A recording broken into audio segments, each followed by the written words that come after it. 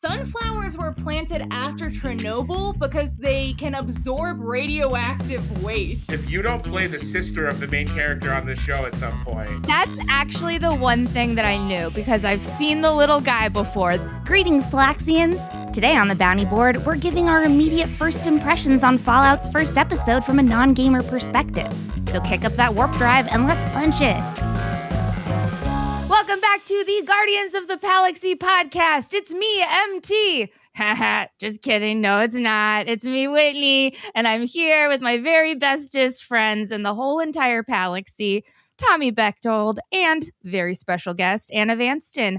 Hi, Yay! you guys! Wow, did I take MT's place as your bestest friend? Now that he's gone, I get to be that? Why can't you all be my bestest friend? See, listen, I don't believe in the term best friend only applying to one person. I believe in spreading the love among everyone, especially because it's like you guys are the two people that I'm most likely to call if I want to go to Buffalo Wild Wings on a weeknight. Ooh. So like that makes you my best friends in my opinion. I agree. Strong agree. And I to you. And Anna, my requirement is just much like MT, that when I say my name, your name has to rhyme in a way. So Tommy B and Anna V, that's fine. I love that. And my only requirement is that, Tommy, you keep your live feeds on while you're sleeping so I can watch you at all times. You got it, babe. The cameras are there for a reason. All the world's a show with me. Speaking of shows, you guys, a show has come across my horizons that I never expected to fall in love with. Fallout. Falling in love with Fallout. Yes. I fully expected to love it because seeing the previews, it was beautiful. It looked genuine to the game.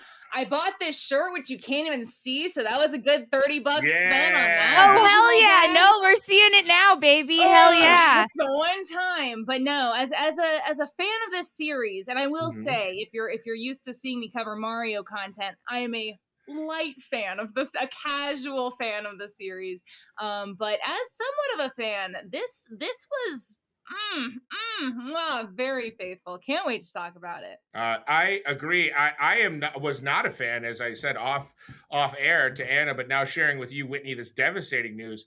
Was not a fan. I've always said God gave me these hands not to play video games, but to play games with women's hearts, and I have followed that.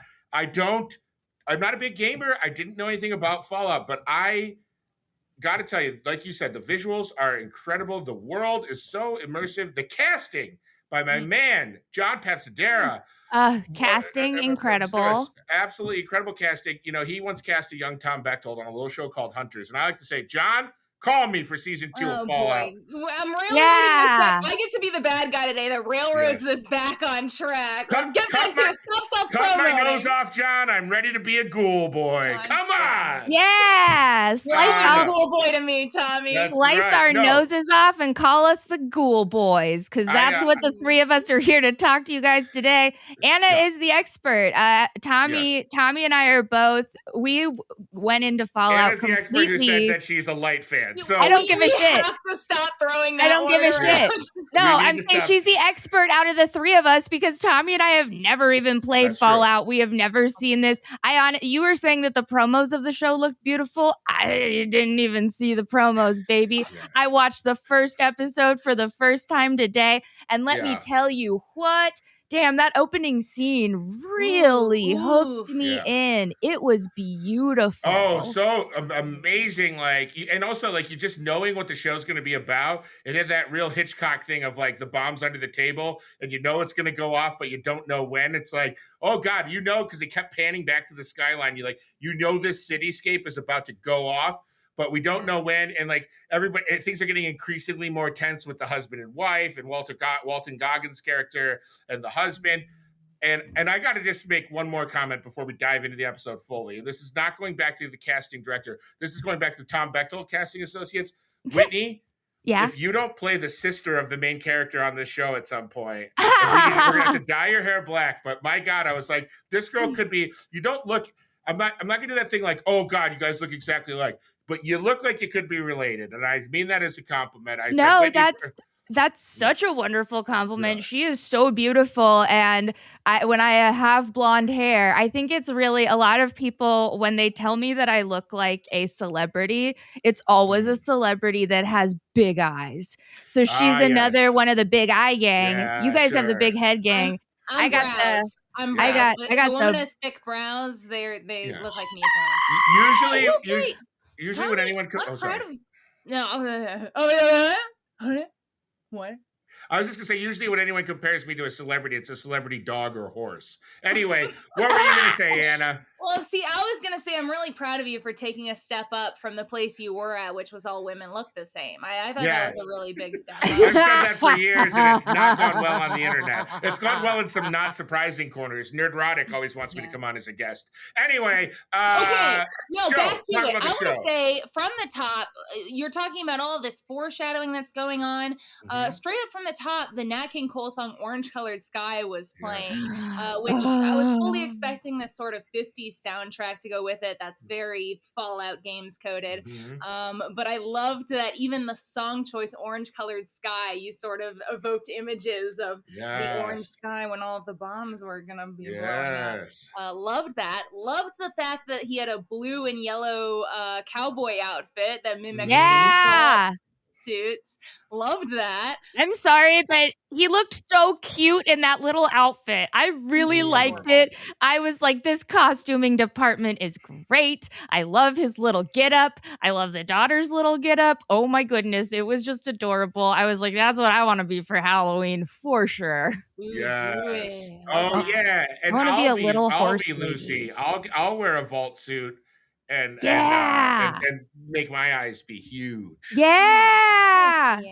And then I'll be in Yellow Jackets too, because she's in that, wasn't she? Dude, I realized when I was watching it, I was like, holy shit, this girl has been only in shows that deal with cannibalism. This is amazing. Hell yeah. This is incredible. Yes. Incredible branding. No notes. Love her. Love her choices. They also had Mr. Handy Robot, which I really enjoyed. We must get to see more of him later because he is such a main little dude. Those are those little robot butlers that fly around with the three eyes. So, okay. Anna, let me ask you a question. And that's from the game. The pre-Fallout world was a futuristic version of the American 1950s. Yes. So it technically it takes place in 2077 was when the bomb dropped. That's consistent across the Fallout games. And so while it looks like the 50s or 60s, it is actually the year 2077. Basically, it imagines a world in which instead of expanding upon technology and computers and like smartphones and stuff like that, if they used atomic power instead to start powering everything and get that vision of the future. Which is why they stay stagnant in some areas of their life, style-wise and whatnot, and technology-wise, but a whole bunch of other things progress. It's as if they invested all of their time and energy and money into atomic powering things. Okay. Oh, that's really interesting. Get that retro futurism. I was honestly just thinking like, oh shit, we really do just recycle trends. I guess the 2077 is just the 50s now. Cool. Bring back those male booty shorts, though. I want to be wearing short shorts all summer. Bring back little cowboy outfits for men. I'm into that. I'm signing off. Where do I sign? A couple other things from the games that might have flown over y'all's heads is sugar bombs are a cereal from the Fallout series that got a little nod. Yeah, I remember that. Okay, cool. Yeah. I didn't know that was from the game, but I heard the word. Barbarian is also a comic series from the game. Oh, yeah, the little TV show that was on. Oh, that's so fun. Kyle MacLachlan calls character, the Overseer, he calls Lucy his little sugar bomb, right? When he's exactly. They use it as a nickname too. Cute. And then this kind of blew my mind. I don't think they ever say this in the Fallout games. I think this was unique to the TV show. But the whole thing about the atom bomb being smaller or bigger than your thumb, the cloud being smaller or bigger than your thumb, mimics the Vault Boy pose, who's always doing a thumbs Oh, up. yeah. So that's I was like, didn't even. Oh, okay. That's not a good. Actually, that's not a good. That's actually the one thing that I knew because I've seen the little guy before. That's all I know about Fallout. By the way, I'm so sorry. I am such a novice when it comes to this. But that's the only thing I knew. Connected that.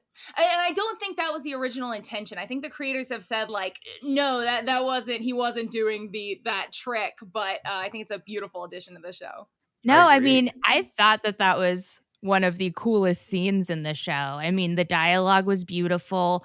And then I think that just the way that they filmed that scene, like once the bomb went off and the way that she freezes and it feels like time is freezing.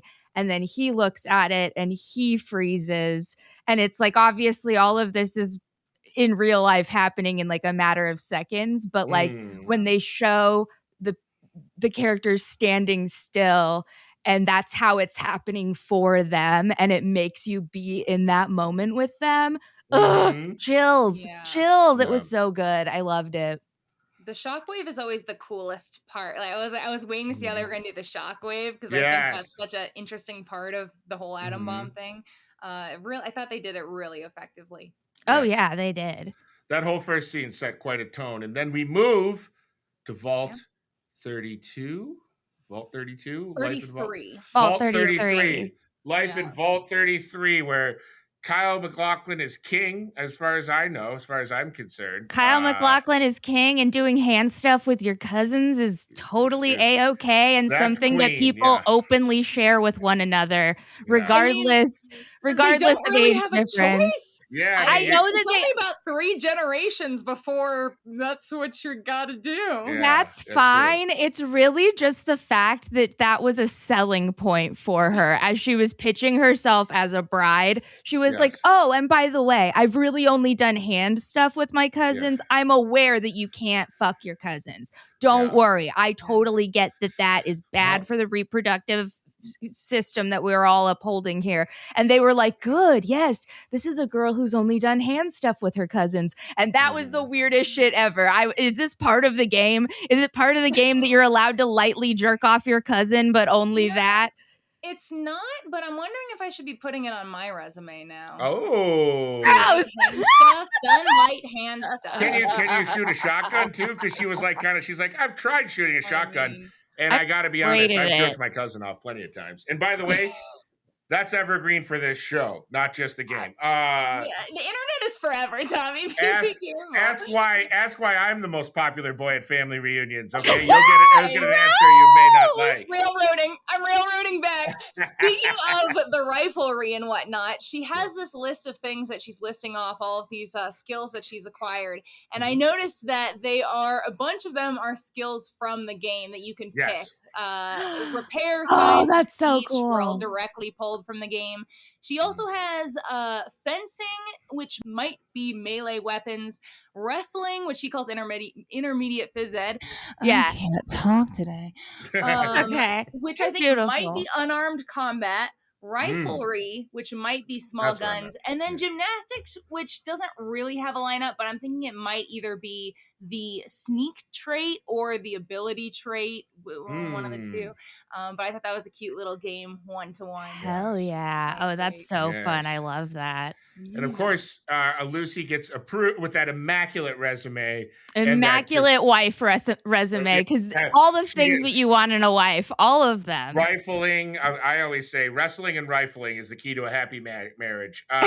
So she's approved. And we've got a good old-fashioned seeds for wife swap, which like the good old days. Home back and grown up in Texas. You gotta swap barley for a wife. That's the only way to do it underground. My dad's still offering an apple orchard for my hand in marriage, but no takers so far. And the apples are crab apples. Anyway. I need at least 3 more mules than that, Tommy. I'm so sorry. Please, Anna, please marry me. I swear to God. I'll show you. You can have my Mandalorian bust. Man, any excuse to show that off. Any excuse. Look on screen. Do it again, Tommy. Do it again. We all want to see it for the 97th time. Wow. I get a little more wet, a little closer to marriage every time. A little Someday. closer to signing my name on the inside of that gown every second. Oh God. Yes. All right. I did try to check the names on the gown to see if any crossed over, if any were Easter eggs. I didn't personally note in the comments if you found one that crossed over. Oh yeah, holla. The only thing I saw was that the last name belonged to her blonde friend who was pregnant. Yes. That was right. That was the only one I got. Oh, One Eye. Oh, Knife Eye. She's a badass though. Can we? Are we ready to go to the wedding itself? Yes, the red wedding. The red wedding. That's what Brett was calling it too. Wait, let's call it the bread wedding because it was all over a blight. It was all over the wheat trade. Well, it wasn't really. No, it wasn't. It wasn't really. It was a bread. It was a. I don't know. I got nothing. Let's just call it the wedding. It's the red weeding. Oh, I'm into it. Yeah. One thing I made a note of was that they used so many sunflowers in the wedding, and I was like, that has to be an intentional choice, but I can't necessarily tie it to the games in any way. But y'all, I looked it up.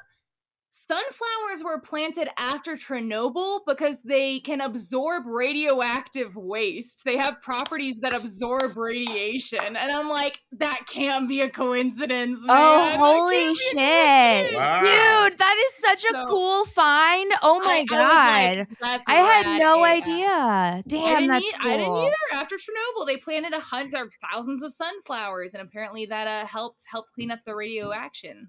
Fascinating. Wild. Damn. I also loved all of the foreshadowing with the Vault 32 people being raiders. You can tell they like eat really fast and are really like, try to do everything. They have scars all over, and so it's like, hey, if you're living the Vault life like we are, why are you so excited for food, bud? Right. Why are you so stoked about being in air conditioning for the first time? Seriously. Then we got a little Bow Wow scene. Oh yeah, they do some okay. I thought that it was wild. I know that, like, obviously in hindsight, literally wild because he's an outside person. But also, I was just like, okay, I know that y'all are married, but like, this guy has been watching old episodes of How I Met Your Mother because he full on pulled a Barney Stinson, the naked man on her. She just turned around, bush out, tush out, baby. Everything on display, the whole shebang. As it should be. Yeah. And I loved how she was like, great, okay. Yeah. Okay. Sick, tight. I'm a wife now. Yeah. Well, and so they had set up like how like this like relief she had that like, hey, I'm moving past this kind of like teenage exploration, stuff with my cousin, and now I am actually going to experience like, consensual intercourse with a non-blood relative for the first time. This is wonderful. Which is great. Which I always encourage. Well, I was also really nervous that they were going to take it way darker with her first time, and so I was kind of amped that she was so amped as well about the whole experience. Like, oh, okay, great. That's great. Yes. Yeah, but if I had a nickel for every guy I lost my virginity to who tried to murder me afterwards, I wouldn't have any nickels. That's never happened to me. That's so sad. That really sucks. That really sucks. I'm sorry for her. He turned out to be a murderer. Her first dick ever turned out to be a murderer. I wouldn't say that I've had that problem with murder, but I have definitely sensed a lot of radiation on some of the people that I've been with. Yeah, for sure. Yeah, definitely. My radioactive meter are always going up. Yeah. And once they got betrayed and he came back and half of his face was cut off, I related to that. I was like, man, when the sex is so good, you just gotta come back. You know? So you ripped half my face off. You did good mouth stuff. I'm coming back. Can we talk about this? Not to bounce around, but he did. Lucy fortunately escapes Monty's devious plans to kill her post-coitus, but she does so by smashing a glass and cutting half of his, like ripping his face open. And then when Monty returns to her with all of that, tries to kill her again, her father, the overseer, drowns him in a pickle barrel. That had to have hurt so freaking bad. I was thinking the same. Oh, man. The vinegar of the pickle. Oh my God. Talk about what a horrible way to go and what a deserving victim of that death. But like, my God. Yeah. I also loved during that whole riot breakout sort of thing, the way the projector broke and then it looked like again it was setting the sky on fire. Yeah. Oh my God, it was so good. That was so good. That Jonathan Nolan, I tell you what, between Westworld season 1 and the first episode of Fallout, that man knows how to do a dystopian future limited prestige TV series, I gotta say. I mean, what a master of the craft. 100%. Oh, also, a couple more details again that fucking gamers. I don't know if I can say the F word here. Sorry. You can. We swear all the time. You can say whatever you want. We've been talking about jorking off your cousin for like the last 19 minutes, so I think you're cool. I've loved every second. That's fair. Well, you got Nuka-Cola's. Both you see an empty bottle on the table earlier, but then he's also by a Nuka-Cola machine, her brother, after the whole shebang. There's also the first aid kit that she has on the wall is almost identical to the ones in some of the games, and it has a stim pack inside, which is a game item, bandages, and some Radaway. So I think players of the game will be like, yeah, hell yeah. Did she inject herself with like morphine, or was it like a cool healing spell of the future? So that's a stim pack. That's how you heal health. That's how you heal up in the game. Okay. That's what a stim pack is. I was like, she's either doping up to go fight pain-free, but she's gonna see the Hat Man halfway through, and I was just a little worried, you know. Well, and the dude who has that like inhaler thing, that's also a thing from the game. That's called Jet, and it basically increases your strength and your energy via like a rush of endorphins. Oh my God. That is so funny because I thought, here was my headcanon. I did not know that. I thought that the reason why the guy, like the cousin guy at the door, was so chill, I thought it was because he saw him hit his inhaler and he was like, oh, this dork has asthma. This is going to be easy. Yeah, that's what I thought. I thought he was like, no, whatever. I can just open this fucking door and he'll get sliced in half in a minute. I don't want to choose violence when he's just a fucking nerd with an inhaler. It brings up an interesting science question for me. 219 years of living below surface, right? It's like, I wonder how long it took to weed out like allergies, because they basically live in a controlled environment where there's probably no pollen in the air. There's no like, you know, it's probably not a very moldy place. It might actually make them more susceptible to those things on the outside world because they don't have any sort of like immunity built up. Like they're supposed to be really, really, really sensitive to the sun. I think they maybe showed that a little bit, but they're supposed to be like, they don't know sunlight, so it's supposed to be like little mole people. They also, that same projector thing, also later on when her and her dad are together after that battle, if you will, it shows a please stand by thing that's on a loading screen of the game. I recognize that too. I did recognize that one too. Very cool. This is purely just from seeing images on the internet and Twitter. I don't know what any of them mean. I've just seen them around. Yeah. So dude, all of this is fascinating. Thank you again so much for coming on and telling us all this. This makes the viewing experience so much more enjoyable. Absolutely. So after the surface marauders kind of, I guess they decide they've had enough. They somehow, this part to me was like, why were they just like hell-bent on killing everyone to a certain point? And then they were like, we've killed enough. Let's take the rest of them and put them in a weird hostage situation. And they offer the overseer of the trade. You trade Lucy for these other survivors, and he locks Lucy away and trades himself instead. The ultimate sacrifice, a father's sacrifice. Kind of. I think I saw this part confusing a lot of people, and myself. I think it's a little ambiguous, myself included. She offers the trade of Lucy or the 5 or 6 refugees, if you will. And it seems like he chooses Lucy, but then they spare the people anyway. That's sort of what I was seeing it as. Okay. I don't know. How I read it was that she just wanted to show what was her name? The Moldavar or Moldava? Yes, Moldaver or something like that. Yeah.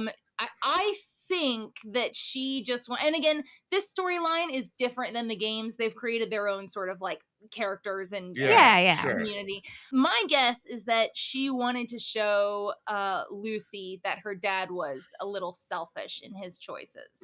That's my guess right now. Okay, interesting. I think that they clearly know each other from the past somewhat. Right. Yeah. And she was talking about difficult decisions and things like that. So yeah, I think she wanted to show Lucy like he makes some selfish choices sometimes, and then decided to spare the other people. Well, they definitely set her the leader. I'm just going to call her Moldovar, and you guys can correct me in the comments and tell me. Yeah, like Final Fantasy boss. That's totally fine. Yeah, I'm going to call her that too because that's also what I thought when I had subtitles on. Voldemort. I'm going to call her Voldemort. Okay. All right. But I think they're kind of like they're trying to establish like she operates a little differently than the rest of the Marauders, right? Like she's slightly more civilized, as they say. Even in the she lacks the like physical scars and kind of like overall grime that the rest of them kind of had. A little rind on them, to quote Westworld, another Jonathan Nolan, Lisa Joy show. But they leave with Kyle MacLachlan, and Lucy says, "Gotta go to the surface." Baby bro's too scared to go. Cousin wants to go. She has to zap him and shove him down an elevator shaft. But we get Lucy on the surface, and then we transport over to the surface world, to the Brotherhood of Steel. Mm-hmm. Is that what they're called? Brotherhood of Steel, yes. A direct pull from the game. The Brotherhood of Steel is the Brotherhood of Steel. We have Maximus. We're following Maximus now. Mm-hmm. And that is where, are those big machines called Big Daddies? Was that what they were in the game? They're not. It's power armor basically, the T-60 is a model from Fallout 4. But power armor is just what game had the Big Daddies? There was a game Are you thinking of BioShock? Yep, I sure am. That's BioShock. All right. So Big Daddies is BioShock, says Anna and producer Brett. Can I please just go off topic for 8 seconds? Our producer Brett is trying really hard to correct our pronunciation of Moldovar, and he just typed the name into the chat to prompt us, but it is spelled like Moldovar. I think it's Moldaver. Moldaver. Doesn't matter. He spelled it the same way that made me pronounce it the way I did. I don't know. Phonetic Regina, Canada. There's a province in Canada called Regina that they insist on pronouncing Regina. The people in Canada do, and I appreciate that. That has nothing to do with here or there. I just can't. Moldina. Yes. Listen, I want to talk all about the surface world, and I want to talk about the Knights of Steel. But first, we got to talk about our amazing sponsor today. Whitney, would you roll for our ad, please? Our fake ad, very real fake ad. Maybe I sure as shit will. Great. Right, Anna, I don't know if you know this, but we have a unique sponsor every week based on the randomness of some D&D dice. Oh, I love that. Look at y'all making the money. Mm-hmm. We've got musical, number 8, musical. Great. I love this show, by the way. I've seen so many episodes, and can I just say, I can't wait for the part where we do our best share impressions. Yes. Oh, yeah. Okay. So it's a musical Candy. Whoa.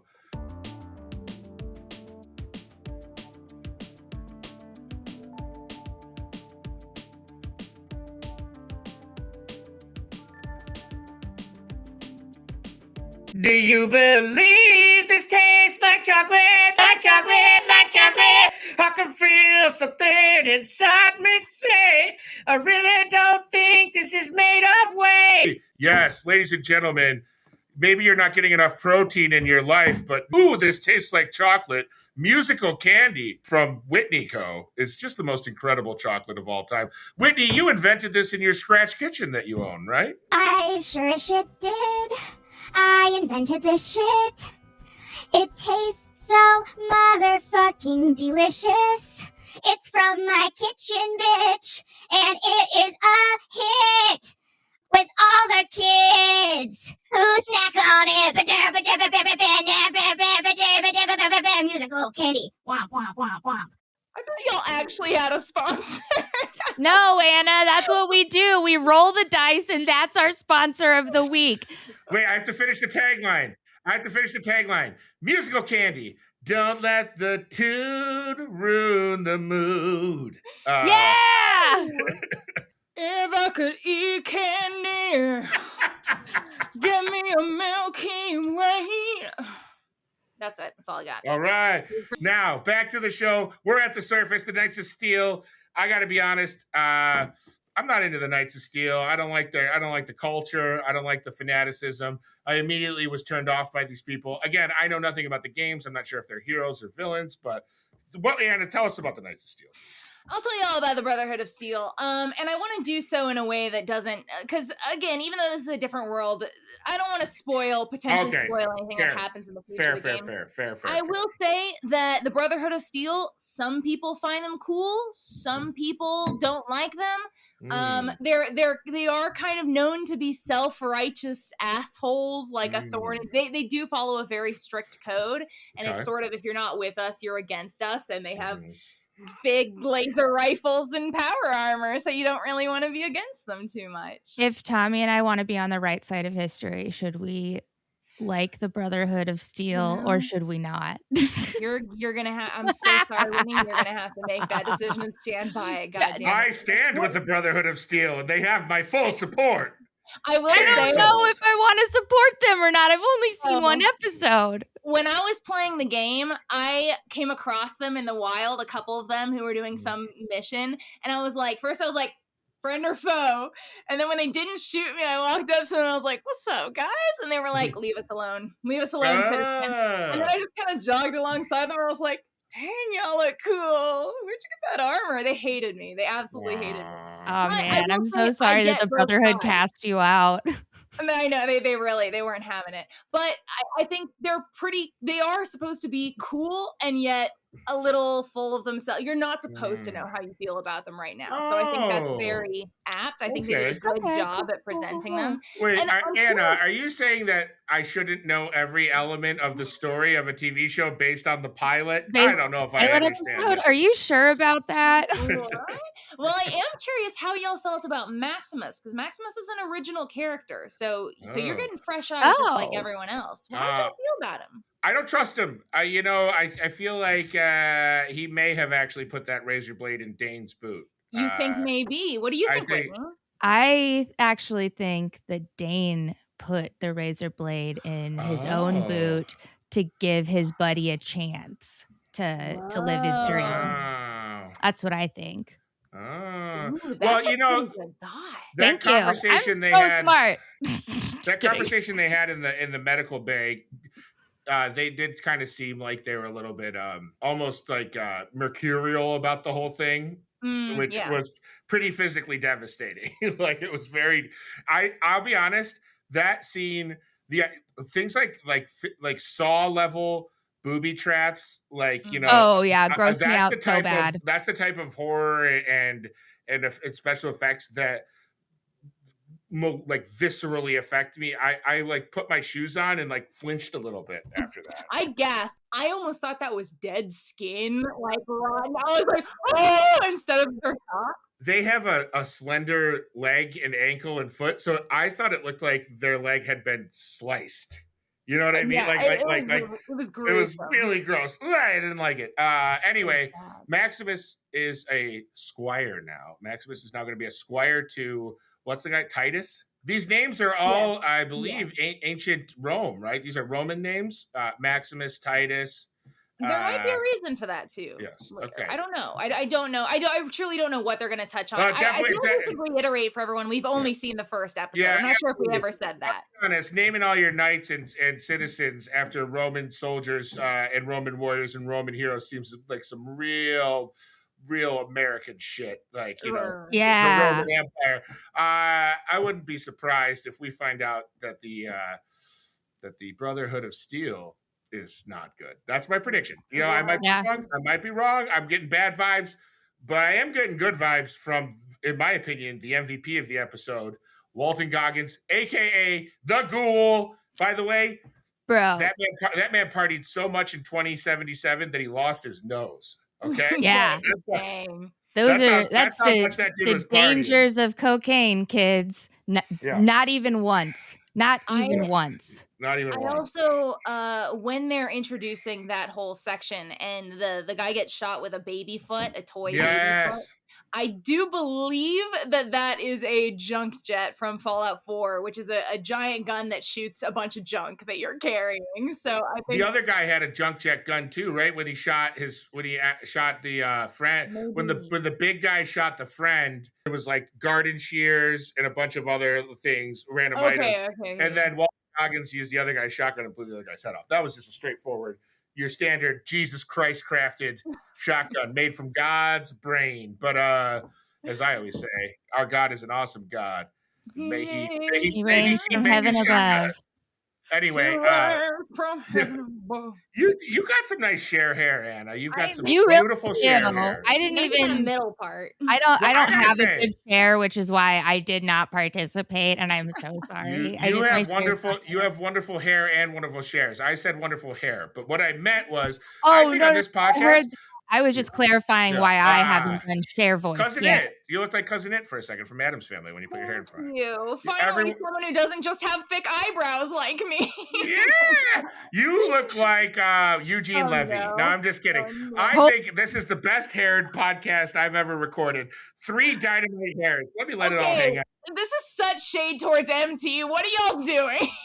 This is MT. This is MT shade for sure. MT, we love you. Anna and I love you at least. Railroading. I want to talk ghouls with y'all real quick so that we can sort of explain what's going on here, because people are going to be like, how did this guy survive? In the game, ghouls are basically, they have been blasted by the radiation, which has made their skin like almost like leathery, almost, if you will. It actually grants them a longer lifespan than humans. So it actually allows them to live longer, which explains why he is still alive after all this time. And it's basically, humans that have been, that have survived, but have been radiated to absolute bits. But survived it, and therefore live longer. And so that's sort of that is a direct game reference, and that's sort of what's going on there. Very cool. It's cool. It's cool to be a ghoul. So Walton Goggins, the bad guy in that scene, does the classic bad guy move of explaining his exact plan, which is to go get this track this fugitive down for a bounty. Then he threatens Walton Goggins just a little bit. That the big guy screws it up by saying, "Should I shoot him?" And Walton. That's all Walton Goggins needs to be like, you know what? I'm going to kill all 3 of you and go get this bounty myself for the love of the game. For the love of the game, not even for the money, just the love of the game. And they bring up the witch Moldaver in California. So we have another little clue, another thread to tie amongst the whiteboard. California witches, bro. Can't live with them, can't live without them. Oh man, I really loved, I totally forgot to say this earlier, but I loved that Lucy emerged and she was just like in Santa Monica by the Santa Monica Pier. Yes. Because I was like, oh, of course the rich assholes in Santa Monica had a fucking bunker. Of course. Yes. And rent must be crazy. Rent must be fucking crazy in that bunker. I can't wait to hear more about the lore of this world. You know, the little sneak peek we got at the end where they kind of show that we're going to be time jumping a little bit. We're going to go back and probably see how this all came to be. We get a Matthew Berry voice cameo, a Matthew Berry live in person cameo. And I got to say, 2 Matthew Berrys for the price of 1. Count me in, baby. Amazon Prime. Subscribe me twice if you need to, because I'll always pay for Matthew Berry. Here's my hope, not having seen the rest. All I want is a dog named Dog Meat, and I think I'm gonna get it. Oh hell yeah, let's get a dog in here, baby. A dog named Dog Meat. For my gamers, every Fallout game ends with the same line, and because they did not, I'm not gonna say what it is. Because they did not say it in the first episode, which also kind of blew my mind. It's got to be the last line of the series. I can't wait to find what an adventure we're gonna go on, Anna. Thank you so much for joining us today. Thank you for offering so many incredible in real-time Easter eggs. I got to say, seriously, this is great. And Whitney and I are, we like to think of ourselves as pretty thorough, but this really set a new high standard for the Palaxy. Very high standard for the Palaxy. Holy shit, you're amazing. You said you were thorough too, Tommy. So. Well, that's right. Oh, it's old sparkle fingers. Thank you again so much for coming on. This was so much fun. I learned so much and I love you. But if I want to learn more about my favorite video games and other media that I enjoy, where should I find you? Oh my goodness. Well, Whitney, you cutie patootie, you can hop on over to my YouTube channel. I'm making a ton of videos right now. I talk about a bunch of I say that I answer ridiculously profound and profoundly ridiculous questions about gaming. So we talk about, I prove how there's no heaven in Mario. I talk about which Super Smash Bros. Characters have canonically been smooched. We answer all sorts of fun things over on my YouTube channel. Or I stream Wednesdays, Saturdays, and Sundays on twitch.tv/Goombana. Goombana both places. You can find me everywhere. Hell yeah. Well, I want to canonically smooch you just for being on the show today. I love you so much. Thanks again. Anna, thank you so much for being on. Whitney, thank you so much for being so wonderful. Tommy, thank you so much for being me. Be nice to your pals. Watch Fallout. We'll be back with more Fallout and X-Men coverage next week. Can you believe how many episodes we're pumping out? What are we, afraid of a nuclear fallout or something?